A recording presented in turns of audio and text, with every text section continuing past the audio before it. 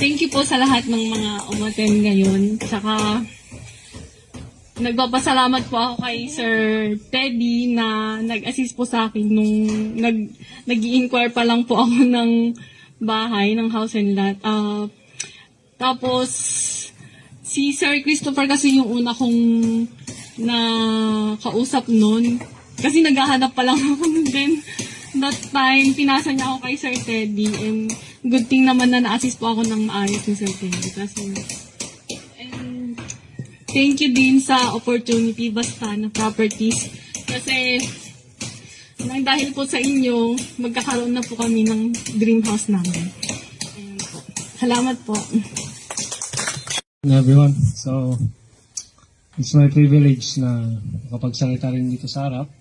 Ganun din sa client po natin na sina Sir at Ma'am Kabasan. We're so grateful na binigyan niyo yung tiwala sa amin, especially sa Vastana. So si Ma'am, maalala ko si Ma'am. So may mga kanta siya noon, pero sa conversation namin, binigyan niya yung trust sa amin na i-close deal namin to para sa kanila kasi naghanap sila talaga ng dream house. So, in behalf of my agent, or Reso, na si Sir Christopher, so, bali siya yung agent nila, ma'am. So, in-assist ko lang po siya. So, very happy kami na nandito kayo ngayon, ma'am, para ma-witness ninyo yung groundbreaking ng bahay po ninyo na tatayo po dito sa Sevilla. Yun lang po, and God bless po, and nandito lang po kami if you needed help or may kailangan pa po kayo, ma'am. Saan kayo sa Ilocos, ma'am? Saan na kayo?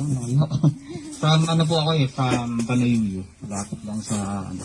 So, buti sir, ma'am, at least safe po kayo nakapunta dito. And then, yun nga po, nagpapasalamat po kami dahil pinili niyo po sila Sir Teddy, yung company namin na at least ipapatayo natin yung bahay ninyo. And then, eto na po, congratulations po. And then, hindi ko na po masyadong hahabaan para at least matapos na tayo and then kainan na. Congratulations, ma'am, sir.